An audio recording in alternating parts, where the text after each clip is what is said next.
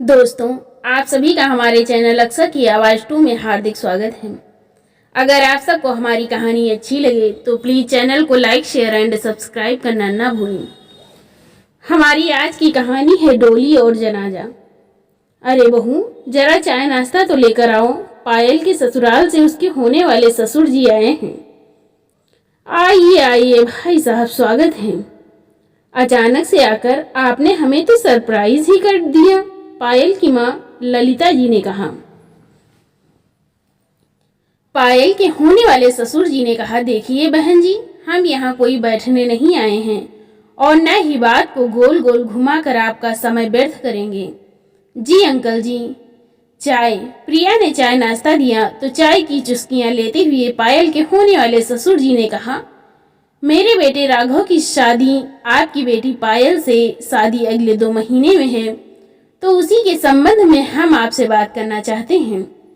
पहले बात कुछ और थी, पर अब मेरे बेटे की सरकारी नौकरी लग गई है तो राघव के लिए लड़कियों की लाइन लगी है। लोग भर भर के दहेज दे रहे हैं, पर हमने आपको जुबान दी है तो हम अब अपनी बात से पीछे नहीं हटने वाले। इसलिए हमारी बस एक छोटी सी डिमांड है। दहेज की डिमांड सुनकर ललिता जी के चेहरे के हाव भाव ही बदल गए। उनके चेहरे मुरझा से गए। पायल के होने वाले ससुर ने कहा, मेरे बेटे को कम से कम 20 लाख की गाड़ी और 10 लाख कैश फेरे होने से पहले मिल जाना चाहिए, क्योंकि हम सब बारातियों को सोने की अंगूठी देना चाहते हैं। आखिर हमारा रुतबे का सवाल है, तभी मैं फेरे पड़ने दूंगा, अन्यथा हम बारात वापस लेकर चले जाएंगे।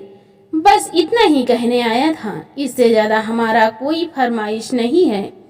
माफ कीजिएगा भाई साहब, अभी तक मेरी बेटी पायल को आप 2 जोड़ी कपड़ों में ही ले जाना चाहते थे। अब शादी को केवल 2 महीने बचे हैं, इतना जल्दी यह सब कैसे हो पाएगा? नहीं बहन जी, मेरे बेटे को बिन मांगे दहेज मिल रहा है, अब उसका भी यही फैसला है। आप सोच कर बता दीजिएगा। हम चलते हैं, आपके फैसले का इंतजार रहेगा। हाथ जोड़ते हुए पायल के साथ ससुर वहां से चले गए। इधर ललिता जी के माथे पर चिंता की लकीरें उभर आईं। अब क्या करें? लड़के वाले का अचानक से डिमांड बढ़ गया। उनके कलेजे में आग लगी थी। तेज तेज कदमों से घर के आंगन में टहल रही थी। ना भूख लग रही थी ना प्यास। अपने बेटे सुनील का ऑफिस से लौटकर आने का इंतजार कर रही थी। जैसे ही बेटा आया, उन्होंने अपना छाती पीट पीट कर तमाशा करना शुरू कर दिया। बेटा सुनील, अनर्थ हो गया। पायल के होने वाले सास ससुर ने अचानक से 30 लाख का डिमांड रख दिया है। अब हम पायल की सगाई तोड़ भी नहीं सकते। हमारी जात बिरादरी में बड़ी बदनामी होगी, कहीं मुंह दिखाने के लायक नहीं रहेंगे। अब तू ही बता ललिता जी, झरझर आंसू बहाकर रोने लगी। माँ पहले शांत हो जाओ, ऐसे कैसे उन्होंने अचानक से दहेज का डिमांड रख सकते हैं?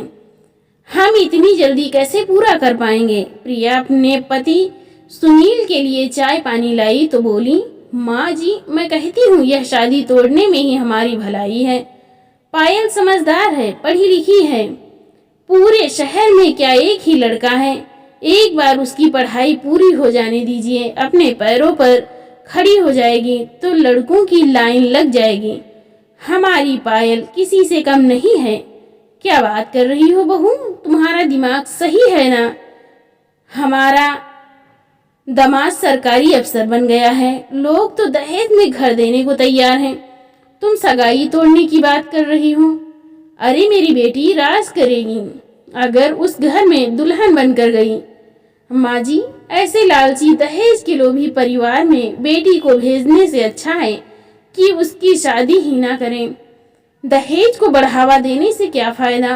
और आप इतने दावा से यह कैसे कह सकती हैं कल को वह कोई और डिमांड नहीं करेंगे? जब 2 साल पहले मेरी सुनील से शादी हुई थी तो आप लोगों ने भी शादी के 2 दिन पहले बाइक का डिमांड रखा था। मेरे पापा ने उधार लेकर आपका डिमांड पूरा किया था। बेचारे पापा कितना परेशान हुए थे। सुनील बोला, तुम्हारी जबान कुछ ज्यादा ही चल रही है प्रिया। सुना है तुम्हारे पापा तो रिटायर हो चुके हैं उन्हें तो कम से कम 30 लाख रुपए रिटायरमेंट के मिले हैं, तो उनसे मांग लो। आखिर पायल तुम्हारी इकलौती ननद है, इतना तो तुम अपनी ननद के लिए कर ही सकती हो। तुम दोनों में भाभी ननद से ज्यादा सहेलियों का रिश्ता है। मेरी बहन पायल माँ से ज्यादा तुमको कोई इज्जत देती है? वह भी तुम्हें अपनी भाभी नहीं बहन समझती हैं। उसी समय प्रिया के ससुर आलोकनाथ जी आ गए। मैंने सब सुन लिया है, कोई किसी से पैसे नहीं मांगेगा, हम यह शादी तोड़ देंगे। मेरी बेटी भले कुंवारी रहे, कोई बात नहीं। भाग्यवान, पागल हो गई हो? दहेज को इतना बढ़ावा दे रही हो। दहेज एक सामाजिक अपराध है, मैं इसके बिल्कुल खिलाफ हूँ। छोटा मोटा डिमांड होता तो हम शायद पूरा भी कर देते, पर 30 लाख रुपये कोई छोटी रकम नहीं होती। ललिता जी बोली, बुढ़ापे में आप सठिया गए हैं। अरे सगाई हो चुकी है, रिश्ता तोड़ेंगे तो मेरी बेटी पायल का दिल टूट जाएगा। कल को मेरी बेटी कुछ उल्टा पुल्टा ना कर बैठे। मैं अपनी बेटी को फांसी की सूली में नहीं लटकने देखना चाहती। ललिता जी बोली, प्रिया तुम अपने पिताजी को फोन करो और उनसे रिटायरमेंट के पैसे मांग लो। कर्ज समझ कर कुछ समय के लिए हमें उधार दे दें, हम सूद समेत वह वापस लौटा देंगे। माँ जी, मेरे पिताजी बूढ़े हैं, बुढ़ापे में तो हारी बीमारी लगी रहती है। दो छोटी बहनों की जिम्मेदारी अभी भी है उनके कंधों पर। प्रिया, तुम्हारा भाई भी तो अच्छा खासा कमाता है। माँ जी, कमाता तो है, पर कलयुग का जमाना है, कहाँ लायक बेटे पैदा होते हैं। वह भी अपना हिस्सा लेकर 1 महीने पहले विदेश शिफ्ट हो गया है। हम चारों बहनों से रिश्ता तोड़ चुका है, क्योंकि 2 बहनें कुंवारी हैं, तो मेरी भाभी जानती थी कि उनके ऊपर बोझ पड़ेगा, इसलिए वह अपना हिस्सा लेकर भाग गए हैं। दोनों बहनें अभी स्कूल में पढ़ रही हैं। सबकी जिम्मेदारी पूरी हो जाए तो पिताजी गंगा नहा ले। सुनील तुनक कर बोला, पायल भी तुम्हारी बहन जैसी है, क्या तुम्हारी कोई जिम्मेदारी नहीं है? उसकी भाभी हो तुम। पायल के ससुराल वाले दहेज मांग रहे हैं, तो आप उसकी वसूली मेरे पिताजी से क्यों कर रहे हैं? मैं उनसे कोई मदद नहीं मांग सकती। रही बात पायल की, तो मेरी ननद के लिए मैं अपनी जान हाजिर कर दूं। काफी खर्चा हुआ था मेरी शादी में, पिताजी ने अपना पूरा जमा पूंजी लगा दिया था। अब जो पैसे मिले हैं उनसे वह 2 छोटी बहनों का ही करेंगे। 5 बच्चों की जिम्मेदारी संभालना आसान बात नहीं होता है। प्रिया, मेरा भी नया जॉब है, इतना सैलरी नहीं मिलता कि पायल की शादी के लिए इतना दहेज जोड़ सकूं। सुनील चीख कर कह रहा था, अगर आप लोग को एतराज ना हो तो मैं कोई छोटी मोटी नौकरी कर लूंगी, कुछ पैसे तो इकट्ठे हो जाएंगे। खैर प्रिया अपने मन का गुबार निकाल कर खाना बनाने चली गई, पर उस दिन घर के किसी सदस्य ने खाना नहीं खाया। सुनील भी प्रिया से बहुत नाराज था। रात को जब वह कमरे में आया तो भी वह एक तरफ करवट करके सो गया। प्रिया को अच्छी तरह से पता था कि अगर वह अपने पिताजी से पैसे उधार ले लेगी तो चाहे वह एड़ी चोटी का जोर लगा ले, कभी पैसा वापस नहीं करेंगे। बाहर से उधार लेंगे तो जरूर दे देंगे। उधर ललिता जी पूरी रात बेचैन रही। वह पायल का रिश्ता किसी भी हालत में टूटने नहीं देना चाहती थी। दूसरे दिन ललिता जी ने अपनी बहू को तंग करने के नए हथकंडे अपनाने शुरू कर दिए। उन्हें लगा अगर बहू को परेशान करेंगे तो जरूर अपने पिता से मदद मांगेगी, इसलिए सबसे पहले उन्होंने काम वाली बाई की छुट्टी कर दी। प्रिया ने विरोध किया, यह सब क्या है माँ जी, बहू दिखाई नहीं देता। मेरी बेटी की शादी में पैसों की जरूरत है, हम ऐसे ही अनाप शनाप पैसे लुटाते रहेंगे तो उसकी शादी कैसे होगी? तुम तो यही दुआ करती हो कि मेरी बेटी की शादी ना हो, वह कुंवारी घर में बैठी रहे, वह किसी अफसर की बीवी ना बने। उसकी ठाट बाट देखकर तुम्हें बहुत जलन हो रही है ना? प्रिया उनके मुंह लगना नहीं चाहती थी, इसलिए वह चुप रही। उसके बाद ललिता जी ने प्रिया के बाथरूम से गीजर का कनेक्शन भी कटवा दिया। माँ जी, इतनी कपकपाती ठंड में इतना ठंडे पानी से कैसे नहाऊंगी? बहू, मेरे घर में कोई पैसों की बरसात तो नहीं हो रही है कि हम तुम्हें गर्म पानी दें। सुनील तो मेरी बाथरूम में नहा लेगा। तुम्हारे बाप ने गीजर दिया है तो गीजर चलाने के लिए पैसे भी तुम उन्हीं से मांगो। प्रिया जानती थी उसकी सास ललिता जी बड़ी जिद्दी हैं। वह किसी की बात नहीं सुनती, घर में उन्हीं का चलता है। उनके आगे ससुर जी भी ज्यादा बोल नहीं पाते, बहुत दबाकर सबको रखती हैं। उसने अपने ननद पायल को फोन लगाया जो कि हॉस्टल में बीकॉम फाइनल ईयर की पढ़ाई कर रही थी। सारी बात उसने पायल को बताई। पायल ने जब यह सुना तो वह खुद हैरान रह गई। भाभी, तब है मैं सोच रही हूँ आजकल राघव मुझे इग्नोर क्यों कर रहा है। जब से वह सरकारी अफसर बना है वह मुझसे दूरी बना रहा है। सरकारी अफसर बनते ही उसने अपनी औकात दिखा दी, पर मैं अब उसकी असली जगह पहुंचाऊंगी। पहले मुझसे रोज बातें करता था पर आजकल फोन नहीं उठाता। पर भाभी, आप अपने पापा से मेरी शादी के लिए दहेज के लिए कोई भी पैसा मत मांगना। आपने सही किया। मैं किसी गरीब बाप की बद्दुआ लेकर अपनी झोली नहीं सजाना चाहती। वह सब आपकी छोटी बहनों के पैसे हैं। आप अपने आप को गलत मत समझो। पायल को भी बहुत तकलीफ हुआ जब उसने सुना कि राघव खुद गाड़ी का डिमांड कर रहा है। पहले कहता था कि मुझे सिर्फ तुम चाहिए और कुछ नहीं, अब मुंह खोलकर मांग रहे हैं। वह बहुत दुखी हुई। भाभी, अब राघव के चेहरे पर सेहरा नहीं बल्कि कालिख पोत दूंगी। मैं उसके ऑफिस में जाकर सबके सामने रिश्ता तोड़ दूंगी। मैं चाहूं तो दहेज मांगने के अपराध में उसे जेल भिजवा सकती हूँ। पायल के समझाने पर प्रिया के दिल को बहुत सुकून मिला। लेकिन पायल, अभी तुम कोई भी कदम इतनी जल्दबाजी में मत उठाना। 2-4 दिन रुको, शायद कुछ रास्ता निकल जाए। ठीक है भाभी, मैं कुछ दिन बाद घर आती हूँ, पर आप माँ से कुछ मत कहना। कहते हुए पायल ने फोन रख दिया। प्रिया के ससुराल में सबका मिजाज उसके प्रतिदिन बिगड़ गया था। ललिता जी बस प्रिया को परेशान करने के रोज रोज नए नए तरीके ढूंढ रही थी। कभी मायके ना भेजती, कभी घर के सारे काम का बोझ उसके ऊपर दिन प्रतिदिन बढ़ाती जा रही थी। सुनील भी अपनी पत्नी से मुंह फुलाकर बैठा था, उससे बात ना करता। केवल ससुर आलोकनाथ जी अपनी बहू को कुछ कहते नहीं थे। समय ऐसे ही बीत रहे थे। प्रिया का ससुराल में जीना हराम हो गया था। फिर एक दिन प्रिया के पापा का फोन आया। समधन जी, अगर आप इजाजत दे दें तो मैं अपनी बेटी को कुछ दिन के लिए घर ले जाना चाहता हूँ। बड़ी याद आ रही है। तो ललिता जी गुस्से में फट पड़ी। मैंने कब मना किया है? पर हमारे यहाँ काम कौन करेगा? कोई नौकरानी भेज दीजिए जो हमारा घर का काम कर जाए। मेरी तबीयत तो कुछ ठीक नहीं रहती। क्या हुआ समधन जी? मेरी बेटी से कोई भूल चूक हो गई जो आप इतना गुस्सा कर रही हैं? आपकी बेटी तो इतना ही ललिता जी के मुंह से निकला था कि प्रिया सासू माँ के कमरे में पहुंच गई।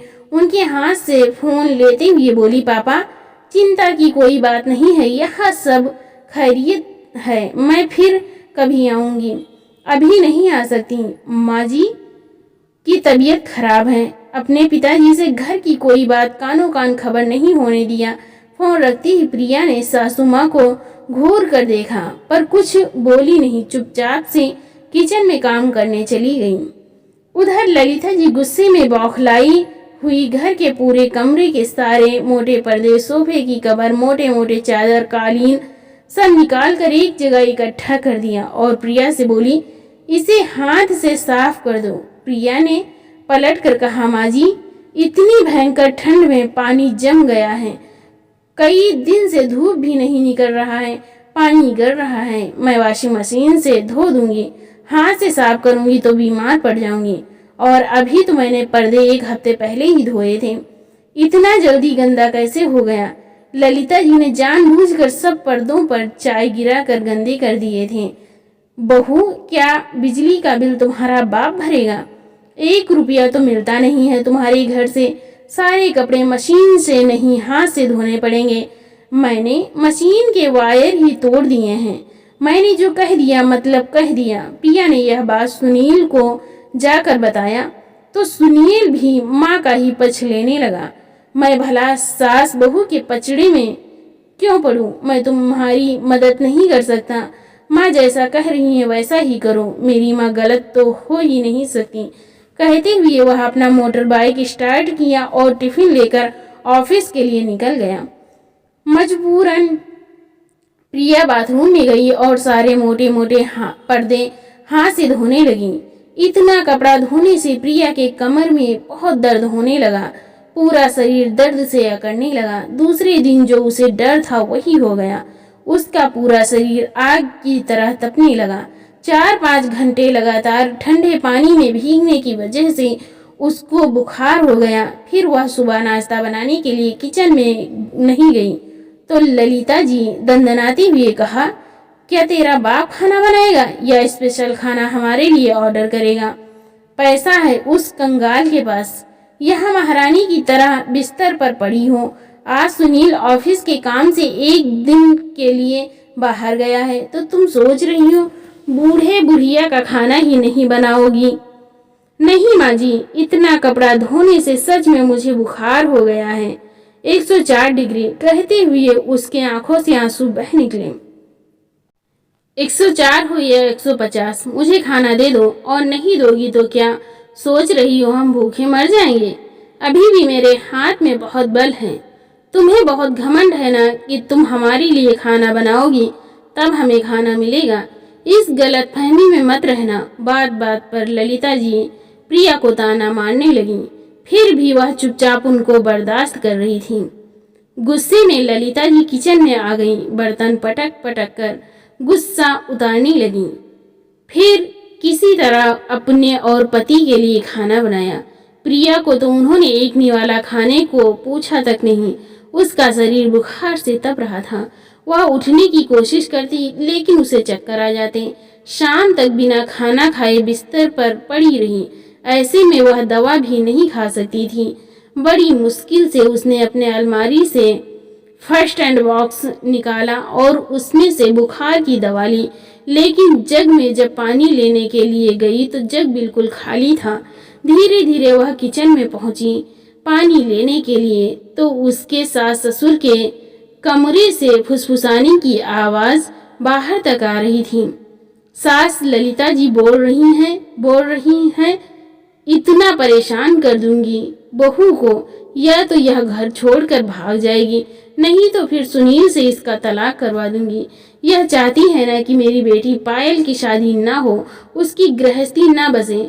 इसकी गृहस्थी मैं उजाड़ दूंगी। मेरा बेटा भी प्रिया से बहुत नाराज है।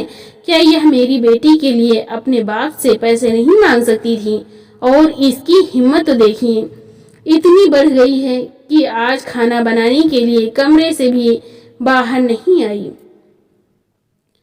आपका तो ख्याल रखना चाहिए, आप बीमार रहते हैं। आलोक जी बोले, हो सकता है उसका तबीयत बहुत ज्यादा खराब हो। अरे तबीयत खराब है तो क्या हुआ, कुछ तो बना ही सकती थी। आप तो हमेशा बहू का ही पक्ष लेते हैं। ऐसी बातें प्रिया के कानों में पड़ी तो वह बहुत चौंक गई। उसे बहुत दुख हुआ। उसकी आंखों से आंसू बहने लगे। वह सोचने लगी, मैं दिन भर मम्मी पापा और सुनील के लिए आगे पीछे घूमती हूँ। उनके पसंद नापसंद का हर समय ध्यान रखती हूँ। सबके लिए अलग अलग खाना बनाती हूँ। पर आज मुझे थोड़ा सा बुखार क्या हुआ, कोई मुझे एक कप चाय या दूध देने तक कमरे में नहीं आया। क्या बहू इसी दिन के लिए सास ससुर की सेवा करती हैं? ससुर जी भी कुछ कह ही रहे थे कि उसे चक्कर आ गया और वहीं निढाल होकर जमीन पर गिर पड़ी। सुबह हुई तो चारों तरफ से चीखने चिल्लाने की आवाज आ रही थी। उसे तो कुछ याद नहीं था। उसकी नींद खुली तो अपने माथे पर दोनों हाथ रखकर कुछ याद करने की कोशिश कर रही थी, पर उसे याद नहीं आ रहा था। बहुत जोर डाला वह सोच रही थी कि वह अपने कमरे में कैसी आई। रात को शायद वह बाहर गई थी और वहीं गिर पड़ी तो वह कमरे में कैसे आई, और यहाँ दूध और दवा किसने उसे खिलाया? बुखार की तीव्रता की अवस्था में वह कब कमरे में आई उसे याद नहीं था, और कब दूध पिया। पानी का जग भी उसके कमरे में रखा हुआ था। क्या यह सब उसका स्वप्न था? सास ससुर की बातें झूठी थी या फिर उसकी ननद पायल कहीं हॉस्टल से तो नहीं आई? क्योंकि वही मेरी सहेली की तरह, एक बहन की तरह मेरा पूरा ध्यान रखती थी। तभी बाहर से खूब तेज तेज चीखने की आवाज आने लगी। अरे फायर ब्रिगेड को बुलाओ! उसकी सासू माँ की रुदन आवाज आ रही थी, छाती पीट पीट कर रो रही थी। मेरी इकलौती बहू, मेरी लाडली बहू प्रिया को कोई तो बचाओ! अरे सुनील बेटा, तू बाहर क्या गया? यह क्या हो गया? हे भगवान, मैं अपनी बहू को बचा नहीं पाई। मैं कितना प्यार करती थी, कितना हमारा ध्यान रखती थी मेरी बहू। मैं उसे बहू नहीं, अपनी बेटी मानती थी। सासू माँ के बिलाप करने की आवाज प्रिया के कमरे तक पहुंची तो वह धीरे धीरे दीवार के सहारे लेते हुए कमरे से बाहर निकली। किचन से बार बार दरवाजा पीटने की आवाज आ रही थी, माँ बचाओ, माँ बचाओ। लेकिन ललिता जी अपने धुन में ही चिल्लाए जा रही थी। सारे पड़ोसी आसपास के इकट्ठे हो गए। उनकी करुण स्वर को सुनकर प्रिया भी कमरे से निकलकर बाहर खड़ी थी। तभी पड़ोसी ने कहा, पर ललिता जी, आपकी बहू तो प्रिया जिंदा खड़ी है। प्रिया ने देखा उसकी किचन से आग की लपटें निकल रही हैं। पूरा किचन घर धुआं धुआं हो गया है। उसे भी धुएं की महक से खांसी आने लगी। पड़ोसी लोग बाल्टी भर भर कर पानी डाल रहे थे, आग बुझाने की कोशिश कर रहे थे, पर आग की लपटें बढ़ती जा रही थीं। किचन से आवाज आनी बंद हो चुकी थी। खांसी की आवाज से ललिता जी ने जब पलट कर देखा तो प्रिया, उनकी बहू, जिंदा थी। वह तो ग्लिसरीन लगाकर नकली आंसू बहा रही थी। पर प्रिया को जिंदा देखकर उनका मुंह खुला रह गया। वह आश्चर्य में पड़ गई। फिर किचन में आग की लपटों से झुलस गया। वह कौन था? उन्होंने प्रिया से पूछा, तू यहाँ है? तो किचन में कौन था? प्रिया ने डरते हुए, कपकपाते हुए आवाज में कहा, हो सकता है पायल, कहीं वह हॉस्टल से वापस तो नहीं आई। झट से सासू माँ दौड़ पड़ी और किचन का दरवाजा, जो कि आगे से बंद था, खोल दिया। उसमें पायल, उनकी बेटी, आधी झुलसी बेहोश होकर जमीन पर बेहवास गिरी पड़ी थी। किसी ने बड़ी हिम्मत करके लड़की को खींचकर किचन से बाहर निकाला तो वह सच में पायल थी, जिसे देख ललिता जी और उनके पति आलोक जी और प्रिया एकदम से डर गए और तेज तेज बिलाप करने लगे। मेरी बेटी को क्या हुआ? मेरी लाडली बेटी, उसकी तो मैं डोली सजाने के सपने देख रही थी। इसकी अर्थी सजाना पड़ेगा। हे भगवान, क्या हो गया? प्रिया की आंखें भी बरस पड़ी। वह चारों तरफ नजरें घुमा घुमा कर देखने लगी तो उसे सब कुछ समझ में आने लगा। स्थिति साफ हो गई, सब बातें अपने आप स्पष्ट हो गईं।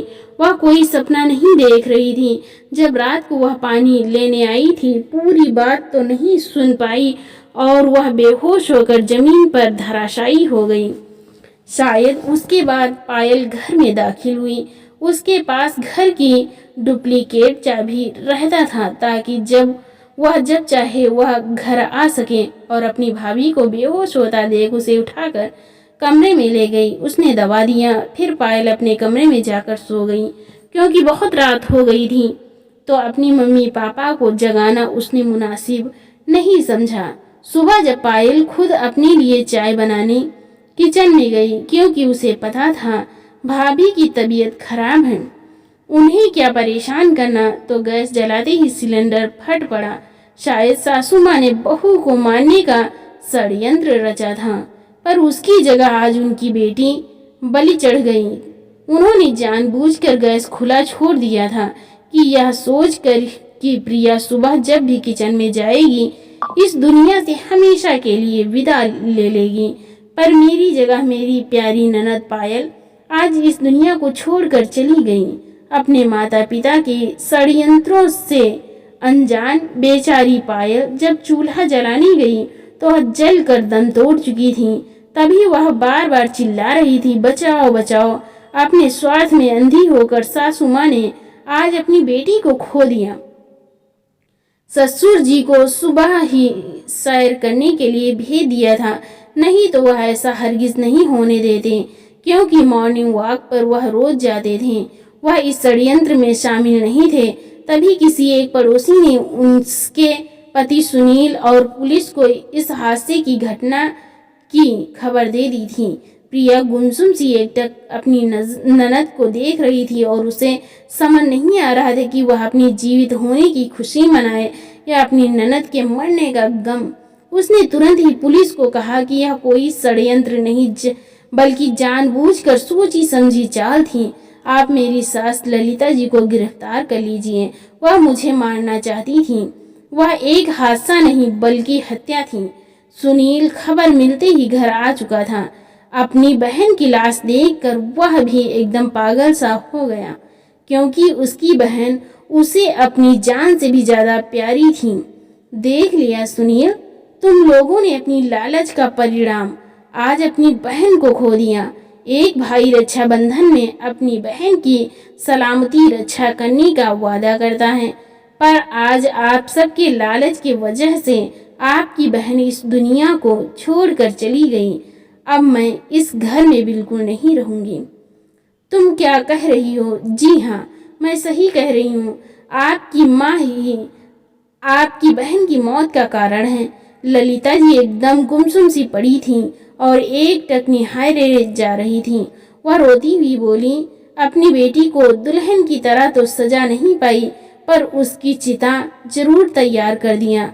वह भी अपना गुनाह कबूल कर चुकी थी और पछतावे की आग में जल रही थी। पुलिस ने उन्हें अपने हिरासत में ले चुकी थी। इधर प्रिया अपना सामान पैक करने लगी। अपनी जरूरत की डिग्रियां, पिता के दिए हुए जेवरात, ससुराल का कोई भी सामान अपने साथ नहीं रखा था।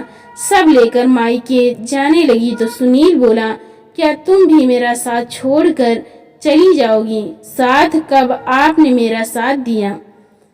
आप तो हर कदम में अपनी माँ की गलत कामों के उनके साथ खड़े रहे। माँ जो कहती थी वही सही था। आपकी माँ तो कभी गलत नहीं हो सकती। मैं आपको तलाक के कागजात भेज दूंगी। मैं जा रही हूँ अपने पापा के घर। मैं आप लोगों से अब कोई संबंध नहीं रखना चाहती, न ही आपका चेहरा देखना चाहती हूँ। नफरत होती है मुझे।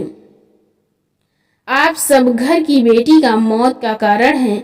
मेरी भी जान अब इस घर में सुरक्षित नहीं है। क्या पता कल को मैं जीवित रहूं या ना रहूं। उस समय आलोक जी हाथ जोड़ते हुए बोले, नहीं बहू प्रिया, अगर कोई इस घर से जाएगा तो सुनील।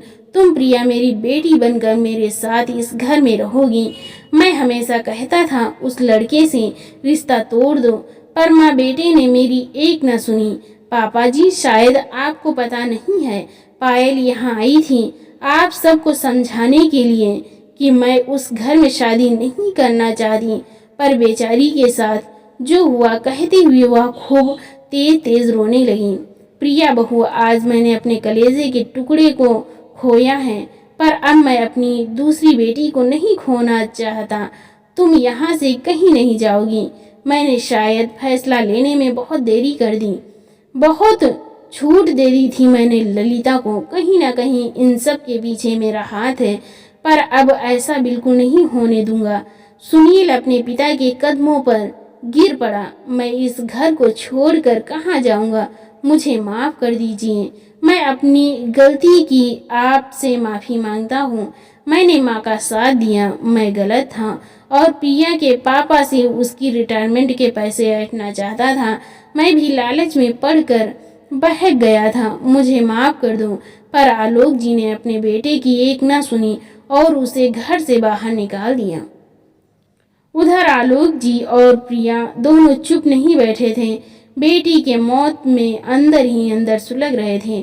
उन्होंने अपने होने वाले जमाई पर दहेज मांगने का केस दाखिल कर दिया और आज भी उन पर केस चल रहा है। केस के चलते उस सरकारी दूल्हे की शादी भी नहीं हो पा रही है। दोस्तों, आपको क्या लगता है प्रिया ने जो कदम उठाया सही किया या गलत? अपने विचार कमेंट के माध्यम से हम तक जरूर पहुंचाएं। कहानी अच्छी लगी हो तो चैनल को लाइक करें, शेयर करें, सब्सक्राइब करें। आपको इस कहानी में किसका किरदार बहुत पसंद आया? तो दोस्तों, मिलते हैं आपको एक नई इंटरेस्टिंग कहानी के साथ। बहुत बहुत धन्यवाद। Thanks for watching.